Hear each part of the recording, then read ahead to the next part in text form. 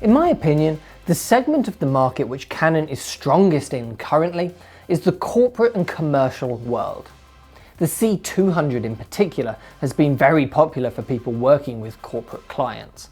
Small to medium-sized production companies who do a variety of work for their corporate clients, ranging from those low production value internal training videos to those glossy commercial films for their websites and social media channels. They're drawn towards several things: the image quality and internal RAW of the C200, the autofocus, which makes interviews in particular very easy, and that the footage is quite easy to work with and the log formats are very easy and simple to grade. Now the C500 Mark II is a natural step up for this sort of work from the C200. You gain that full frame look and feel, which makes it easier to make your client's work feel high-end and polished even on a tight time frame. You keep the RAW codec and the simplicity of the C200 while upgrading the smaller codec to be 10-bit XFAVC.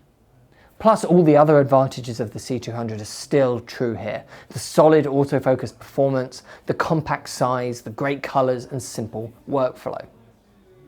Another interesting point is the higher 5.9K resolution of the sensor. The commercial and corporate world is now definitely moving towards 4K delivery, especially for projects to end up on YouTube or on the front pages of their websites. For 1080p delivery, shooting 4K is fantastic because you can downsample for very low noise levels and sharper images, and you have that extra resolution for reframing or stabilizing wherever needed.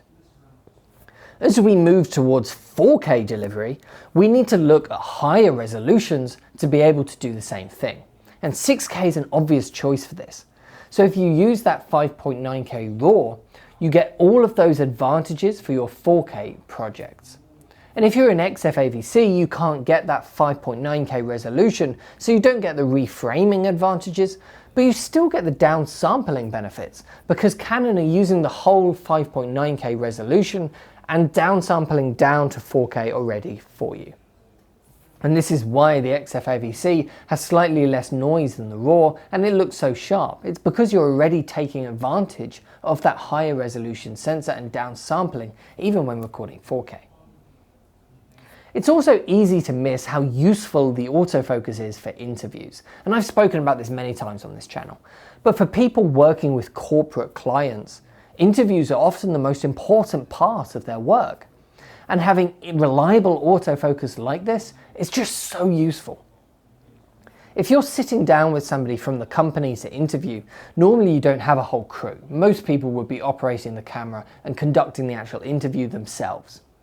Without autofocus, you need to be checking as your speaker naturally moves around that they aren't dipping in and out of focus. So your eyes and attention will have to be moving between your speaker and the camera. And an interview is a conversation, normally with someone not actually that used to being on camera. So you turning to look at the camera, maybe adjusting the focus a little while they're speaking, is going to be incredibly distracting. And this is the real advantage of having a good autofocus system. It means you can rely on the camera to smoothly track focus as the speaker moves back and forth. So during an interview, you can keep your attention on the subject and away from the camera, and really focus on making that interview as good as it can be. For corporate work, that is so worthwhile, and I really would recommend anyone that isn't currently doing that to just give it a try, as it can make such a difference to your work and your interviews. I think the C500 Mark II will be a hugely popular choice for production companies looking for a workhorse A camera, perhaps with the C200 as a B camera alongside it. It means you can push for higher quality images without having to deal with a less convenient camera. And that is always going to go down well in the world of corporate and commercials. Let me know what you think in the comment section down below though. Would the C500 Mark II be a worthy upgrade for you and your work?